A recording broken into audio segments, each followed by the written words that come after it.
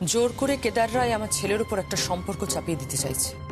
তোরা সবাই মিলে যতই চেষ্টা করিস না কেন, শেষমেশ কিছুতেই সফল হবে না, আমি বলে রাখলাম। সফল তো আমরা হবই, মিলিয়ে নিও কথাটা। আর রইল তোমার জেদের কথা, তাহলে এই বাড়ির দরজা দিয়ে আর যাই ঢুকবে। আর তুমি তুমি নিজের হাতে আর যাকে বরণ করে এই ঘরে তুলবে।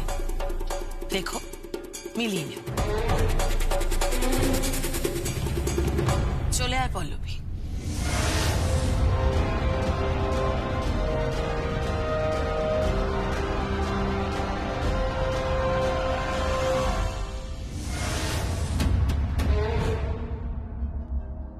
তোমার কি এখনো সন্দেহ হয় যে এই বিয়েটা হবে না? সন্দেহ হয়, কারণ যার সঙ্গে তুমি বিয়েটা দিতে চাইছো সে কোনোদিনও রাজি হবে না। সব থেকে বড় কথা, সে এখন অসুস্থ। তাকে সুস্থ করে তোলার ভার নিয়েছে আরজা। আরজা এই সংসার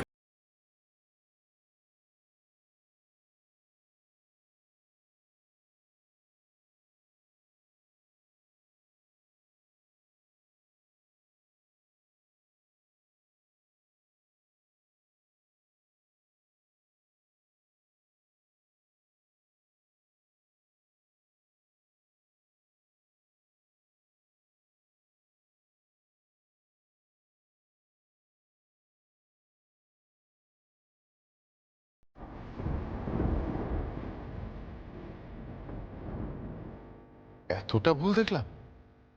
বহু যমুনার মতো দেখতে।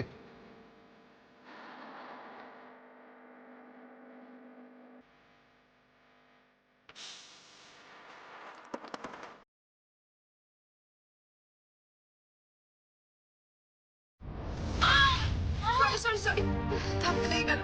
আপনার লাগেনি তো? না, আসলে আমার হাতে খুব ব্যথা। সে কি?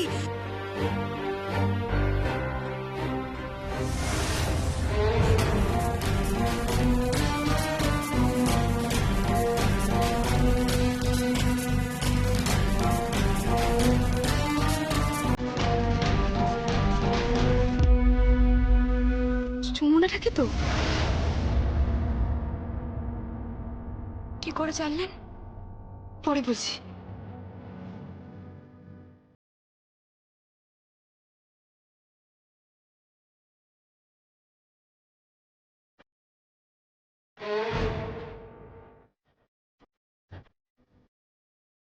ও মা, মা, মা! কি হয়েছে, এতবার ডাকছিস কেন? একজন বলছে যমুনা বৌদিকে দেখেছে। কি? যমুনা? কি কি কি বলে তুমি? এই জানো, মনে হলো আমি যমুনাকে দেখলাম। কে ওখানে?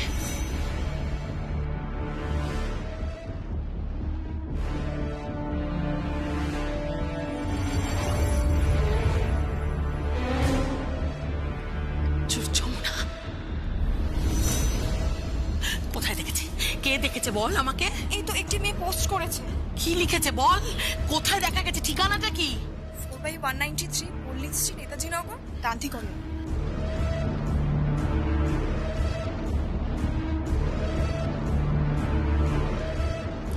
চল, এক্ষুনি চল আমার সঙ্গে। আপনার খুব বেশি জোরে লাগেনি তো? না না, ঠিক আছে। আপনি কোথাও বসবেন? কিছু খাবেন? না না, আমি কিছু খাবো না, আজ আমার উপোস আছে। কেন? সে তুমি বুঝবে না, আমি চলি। শুনুন। হ্যাঁ, আপনি তো যমুনা ঢাকি। রিদেন বলে যে রিয়েলিটি শোটা হচ্ছে, ওটাতে আপনি আছেন তো? পার্টিসিপেট করছেন না?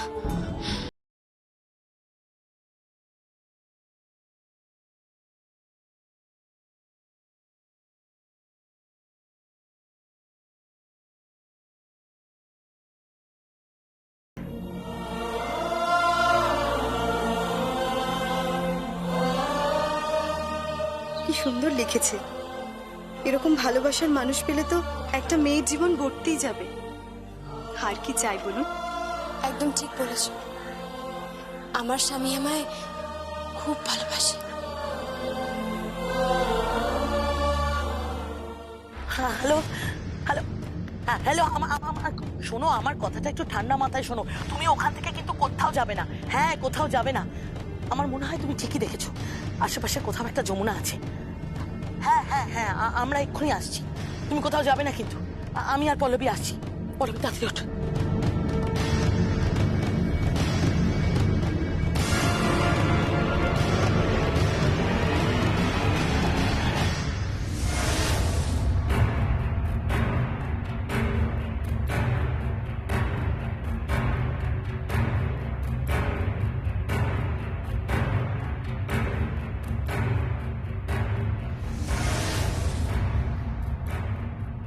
কোথায় কোথায়?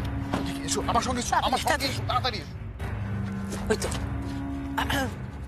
এক্সকিউজ মি, আপনাদের মধ্যে স্বর্ণালী কে? আমি স্বর্ণালী। ও আপনি, তুমি কি একটু আগে কিছু পোস্ট করেছিলে? হ্যাঁ। আচ্ছা কি সব পোস্ট বলছো? বাবা তুমি বুঝবে না, তুমি অনেক ব্যাকডেটেড, পৃথিবী এখন অনেক এগিয়ে গেছে। আচ্ছা ঠিক আছে ঠিক আছে। তুমি কি এই পোস্টটা করেছিলে যে যমুনা ঢাকিকে একটু আগে এই আশেপাশে কোথাও দেখা গেছে? করেছিলে কি? ভেবেছিলাম উনি যমুনা ঢাকি, কিন্তু পরে দেখলাম উনি যমুনা ঢাকি নন। আচ্ছা, কি তোমরা, হ্যাঁ বাড়িতে বিয়ে আছে, আমরা এত ব্যস্ত, তার মধ্যে এসব কেউ পোস্ট করে? তোমরা কি ইচ্ছা করে লোকেদের হ্যারাস করার জন্য এসব পোস্ট করো নাকি? ডিসকাস্টিং। তাহলে তুমি পোস্ট করলে কেন? আসলে ভেবেছিলাম উনি যমুনা ঢাকি, কিন্তু উনি যমুনা ঢাকি নন। তুমি কি বলছো? আমি তো কিছুই বুঝতে পারছি না। ছাড়ো, এখন গাড়িতে যেতে যেতে আমি সব কথা বলছি। সত্যি ডেপো মেয়ে, তোমাদের দ্বারা কিচ্ছু হবে না, কিচ্ছু। চলো। এই দাঁড়াও, এক মিনিট একটু দাঁড়াও তো। এই মানসিক চিকিৎসালয়ে একবার একটা ফোন করে দেখি। হ্যাঁ,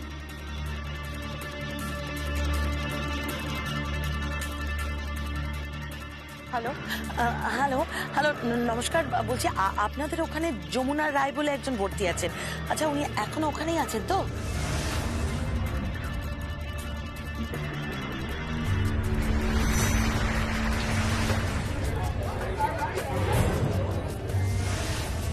হ্যাঁ এখানেই আছে। Okay, thank you so much, thank you. আমি জানি যে আজকে যমুনার জীবনে সবচেয়ে বড় পরীক্ষা।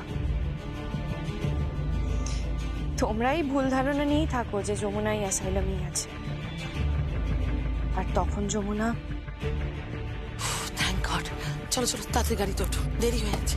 সাবধানে জিনিসপত্রগুলো ঠিকঠাক ধর।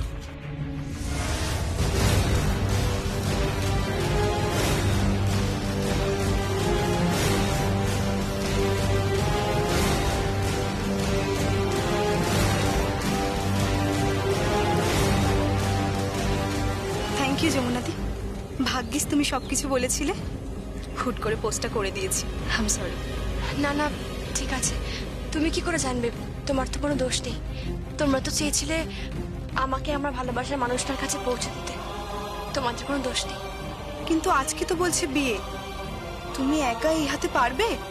পারবো, আমাকে পারতেই হবে। আমি 100 বার পারবো। যাকে তোমাদের অসংখ্য ধন্যবাদ, অসংখ্য ধন্যবাদ তোমাদের। আমি চলি কেমন?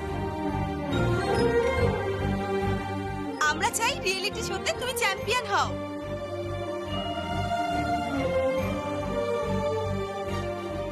তোমাকে চ্যাম্পিয়ন দেখতে চাই, একটা ঢাকির মেয়েকে চ্যাম্পিয়ন দেখতে চাই। চ্যাম্পিয়ন তো আমি হবই। আমরা সবাই তোমাকে ভোট করব। All the best.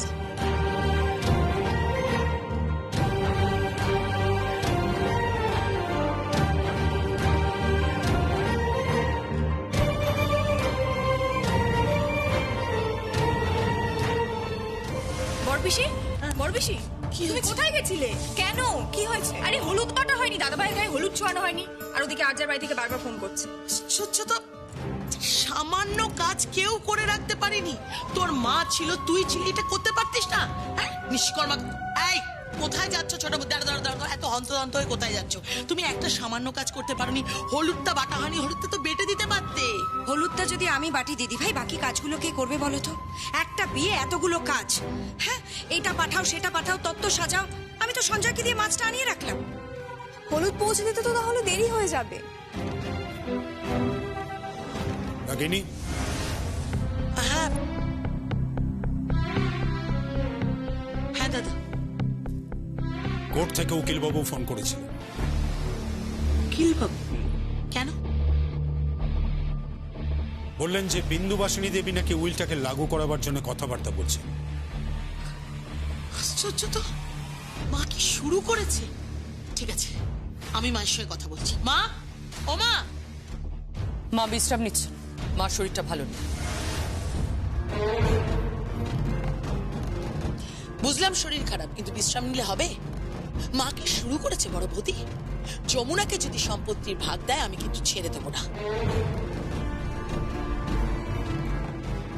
মা বড্ড বাড়াবাড়ি করছে। কেন, আমরা কি বানের জলে ভেসে এসেছি নাকি? মা, ও মা। রাগিনী, সম্পত্তি নিয়ে এবার ঝগড়াঝাটি করিস না। খুব খুব জঘন্য কাজ এটা। আমাদের বাড়িতে এসব কোনোদিন হতো না। ঠিক ধরেছ, ঠিক কথা বলেছে বড় বউ। ঠিক তেমনি এই বাড়িতে, এই পরিবারে কোনো ঢাকির মেয়েও বউ হয়ে আসে। প্লিজ বড় পিসি, তুমি কি সারাক্ষণ ঢাকির মেয়ে ঢাকির মেয়ে ঢাকির মেয়ে করছো বলো তো?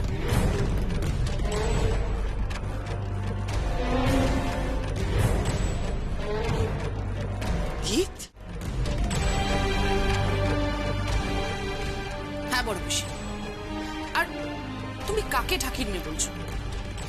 ওই মেয়েটাকে, যে আমাদের সবার চোখে আঙুল দিয়ে দেখিয়ে দিয়ে গেছে যে কিভাবে সংসারে থাকতে হয়, কিভাবে সংসার করতে হয়। তুমি তো আমাকে জন্মাতে দেখেছো বড় পিসি, আমি তো সেই ছোট্টবেলা থেকে তোমাকে দেখছি, কিন্তু আমি তো কোনো দিনও তোমাকে দেখলাম না যে একবারের জন্য অন্তত আমাদের সংসার নিয়ে কিছু একটা ভাবতে।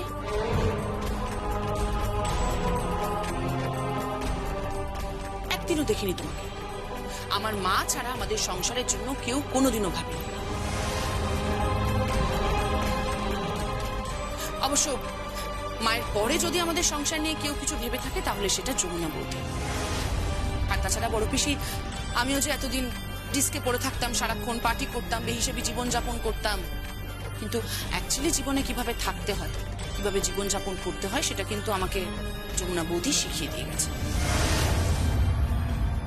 থাক থাক গীত, যমুনাকে নিয়ে আর পাঁচালি পড়তে হবে না তোকে, প্লিজ। ছায়া, ছায়া, এই ছায়া। ডাকছেন? হ্যাঁ ডাকছি, কিন্তু ছায়া কোথায়? ছায়াকে দিয়ে হলুদ বাটাতে হবে, ওদিক থেকে বারবার ফোন আসছে। ছায়ার তো জ্বর এসেছে। হ্যাঁ, প্রতাপবাবু ফোন করেছিলেন, কাবেরী দেবীও ফোন করেছিলেন। তাড়াতাড়ি হলুদটা পাঠাতে বলো, গায়ে হলুদটা সম্পন্ন করো। এই ছোট বৌদি, তুমি একটু হলুদটা বেটে দাও না। তুমি তো জানো দিদি ভাই, আমার বাতের ব্যথা আছে, আমি নিচে বসতে পারি না।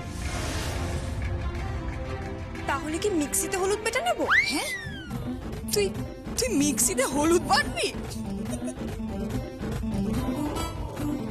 হ্যাঁ ঠিকই আছে, মেয়ে যেরম তার বিয়ের আয়োজনও তো সেরমই হবে, তাই না?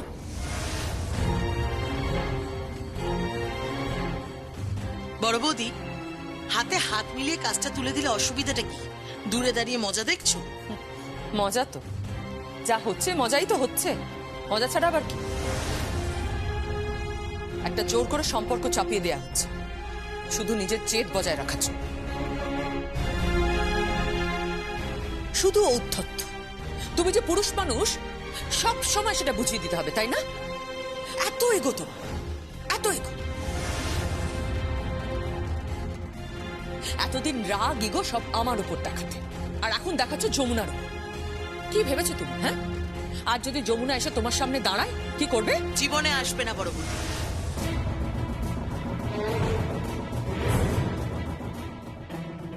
এত নিশ্চিত হয়ে কি করে বলছিস তুই? এত নিশ্চিত কিভাবে হচ্ছি সেটা তো বলতে পারবো না, কিন্তু যখন বলেছি যমুনা আর ফিরবে না, তখন জীবনেও ফিরবে না।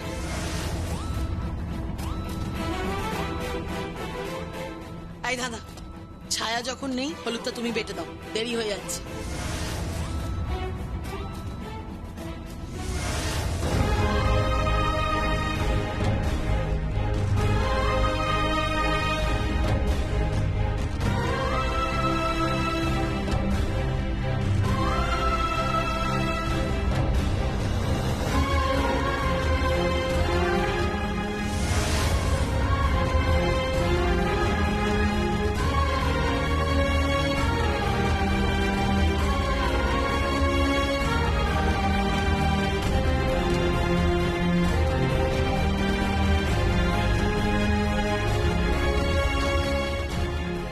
আমি বাড়তে পারবো না, আমার অনেক কাজ আছে। ঠিক আছে, থাক, কাউকে দরকার নেই। আমি কাউকে পরোয়া করি নাকি? আই পল্লবী, তুই তো হলুদটা বাড়তে পারিস। মা তুমি তো আমাকে সব কিছুই শেখাওনি মা। তোর বাবা আগে তুই দাঁড়িয়ে আছিস কেন? তুইও তো একটু হলুদটা বেটে দিতে পারিস। আমি এই বিয়েতে নেই বড় বেশি।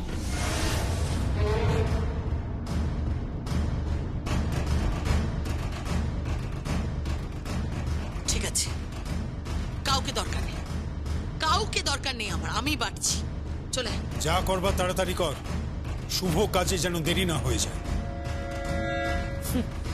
সব থেকে অশুভ কাজটাকে শুভ বলছো তুমি?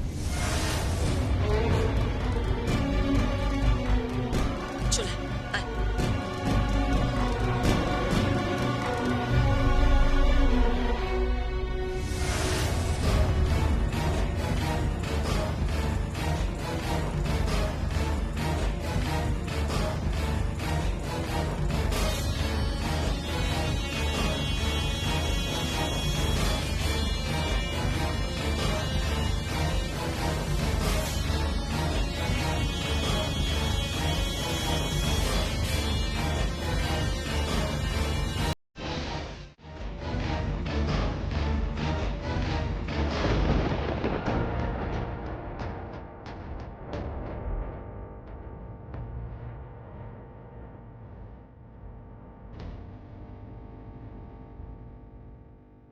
হলুদ তো বাটা হয়ে আছে এখানে, হলুদ কে বাটলো?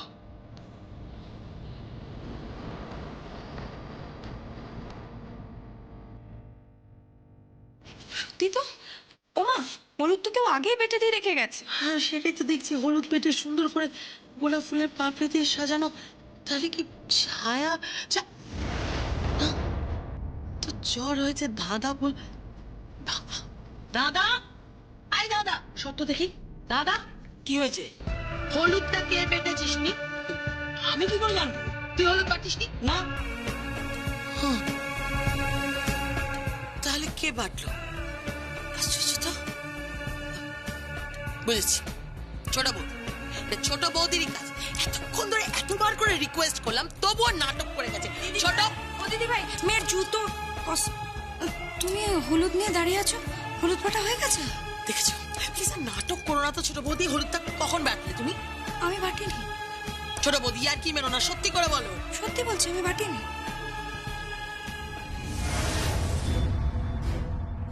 ও, তুমি হলুদ বাটনি, ছায়া তো অসুস্থ, তারপর দাদাও বলছে হলুদ বাটে। তাহলে বর্দা, বর্দা, বর্দা কেন তাড়াতাড়ি এসো না বর্দা। আরে কি হলো, কি দাদাকে ডাকতিস কেন?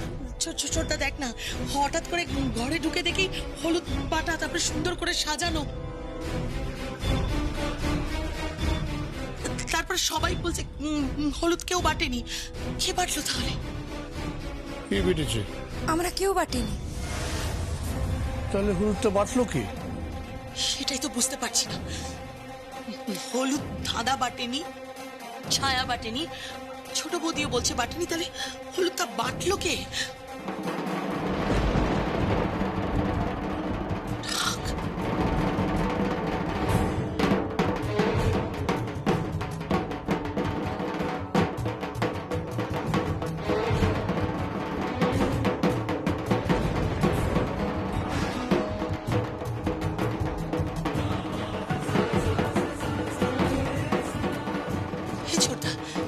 এই বাড়িতে আবার কে ঢাক বাজালো? চল তো গিয়ে একবার দেখি।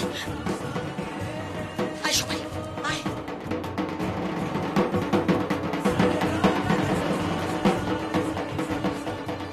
ঢাকের শব্দ?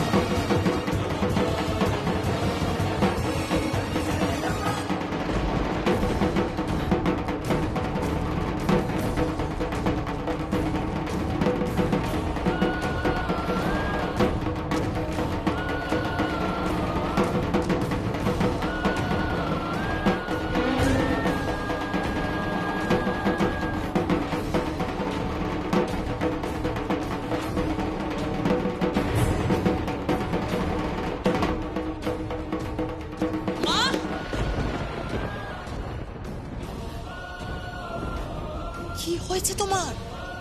কি শুরু করলে হঠাৎ করে? ঢাক বাজাচ্ছ কেন?